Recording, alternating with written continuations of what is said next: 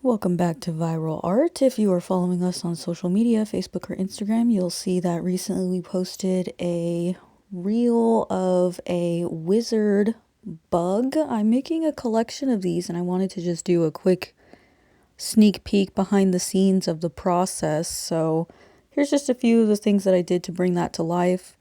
I just showed those little long stick things. Those are what are to eventually be the staff for the wizards, and this is the material that I chose for the capes. It's this nice purple velvet like material. I like it because it's shiny, it looks really good, and it doesn't seem like it's going to fray very much. So the first thing in order to bring that together for a cape is just to get an idea on how big I need it to be. A quick measurement here, it looked like about 1/2 inch, so I went ahead and cut that out to get the first draft going on that. It became very evident after I started this that cutting it out first was a terrible idea, and I do fix that later because it was very difficult. So right now it just looks like a little square. We need to bedazzle it up a little bit, so I went ahead and picked out some yellow goldish thread to add some stars onto the back of the cape, give it a little bit of pizzazz.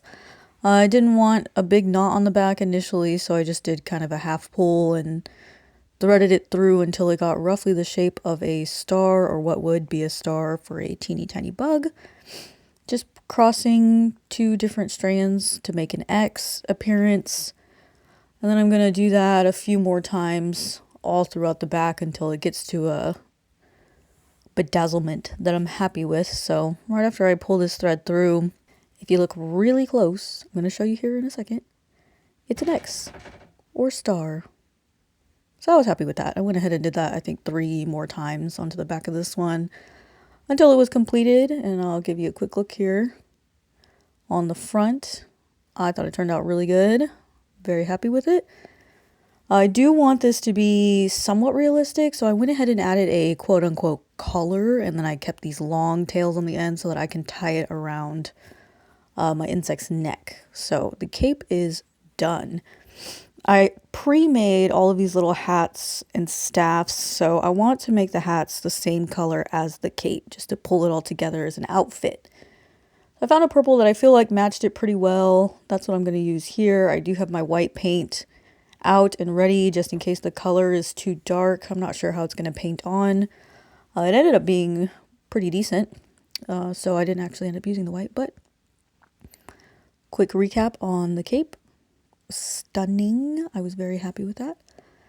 And here are the little hats. So these hats are very, very small. Teeny tiny. There's no way I'm going to be able to paint on this just on my finger. So in order to stabilize it a little bit so I can paint it easier, I went ahead and flipped them upside down and just used a regular sewing pin and kind of gently pierced it through the bottom so that it would be supported and I had a little bit more area to hold, and so I could paint the rest of the hat. So I'll show you here what that looks like. Again, just a regular sewing pin, nothing fancy. It just needs to hold it. You can tell that it kind of peeked through a little bit. Not a big deal. We're not looking for perfection. We just want it to be able to be in a position that's easy to manipulate. So I'm going to go ahead and crack open my paint here. These hats again are teeny tiny, so I don't need a lot of paint. I'm just going to use what's already in the cap of this lid. So I just dipping my paintbrush straight into there so I'm not wasting a palette or anything. And then just brushing it on. Nothing fancy here, just doing a quick layer all the way around and on the underneath too, since you'll probably see the bottom once I get it displayed. This is what it looks like purple. Already looking great, but it's a little bit simple, so I'm going to bedazzle that again later after I finish up all the rest of them. While they dry, I just have them inside of this little mini vase that I had laying around so they don't touch each other or laying flat. So I'm just going to do another coat on all of them. I'm going to go back and do a second coat just so they're nice and bold. And then we're going to add some more details on those later. But right now here they all are in the little vase. I think they look great. I'm really excited about those. Let's move on to our buggies. I had pre-pinned these already. Totally forgot to film it, y'all. Filming is very new for me and I'm very in and out of the process.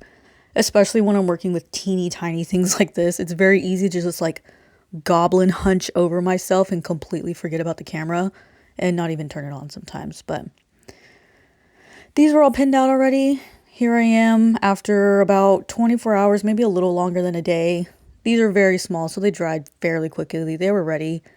So I'm just removing them and showing you what they look like. These are not in perfect conditions, but they're going to be wizards. They've been through battle, you know, like these guys are out in the field fighting off bad guys. So they've got some cuts and bruises, you know, some missing limbs. It's okay. We're not mad about it. They're going to look adorable when they're done anyway. He's got a missing wing shell on his back, but he's going to look so cute once I get him in his little costume.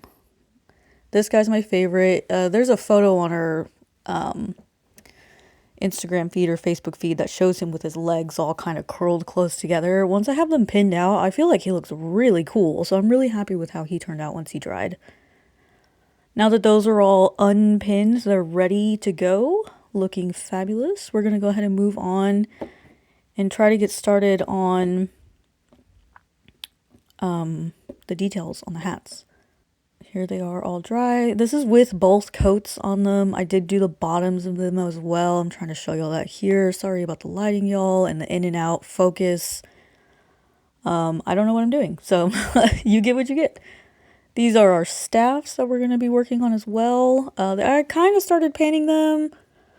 This is literally just Modelite Crazy Art air dry clay, y'all. Like, use what you have. It's so easy. And I'm just taking each of these hats out. I want to do a little star, quote unquote star bedazzle on them too, just like I did with the cape. So I'm going to show y'all the cape again. This is the third time. Look at this cape, y'all. I love it. I'm going to keep showing it to y'all. So that's the kind of style I'm looking for in this. In order to achieve these tiny stars on this tiny hat, I'm going to need a teeny tiny paintbrush. I do not have a teeny tiny paintbrush, so I'm going to use a sewing pin instead. I'm going to use one that has a little ball on the bottom of it. I'm going to use the ball end to make bigger stars and then the needle point end to make tiny stars. I'm literally, it's a sewing pin, y'all. Like, I didn't go out and buy a tiny paintbrush. I'm using what I have and making it work. So I'm just going to take my little hat. I'm going to dip my needle. I'm going to start with the ball point and dip it into my paint and then just start bedazzling. So here I am, just dot, dot, dot, dot, dot, dot, dot. Yep. Again, totally out of focus. I'm so sorry. The entire time I was filming this, I was looking at the tiny hat through my magnifying glass and not at my camera at all. This is me switch to the other side, the needlepoint side, and just poking it around until I get an aesthetic that I'm happy with. And I think it turned out really good. I do this several more times for all of the other hats to make sure they all get covered. Here is all 5 of them complete. I think they look great. I'm really happy with this. So set those aside and I'm going to finish up these staffs. I just took some regular brown paint that I had. I did kind of scratchy layers on them so that I was trying to achieve texture. So here's all of them finished. You will notice I am missing one staff. I have no idea where it went. So I'm thinking I'm either going to have to make another one out of the Modelite clay, which is totally fine, super easy. Or I'm going to have to like get a twig from outside. I don't know. I might like the twig better. We'll see.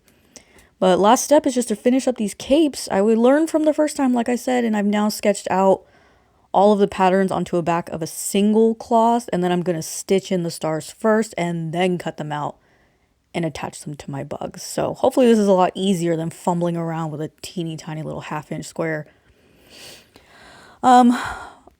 And it turned out to be great. So once I finished all of these capes, everything was pretty much done. I've got staffs, hats, capes, and pinned out dried bugs into the positions that I want. Very happy with it. And this is the end result. It is a super cute little wizard bug. Oh my gosh. Okay, so I'm obsessed with how these turned out, and I'm really, really happy with it.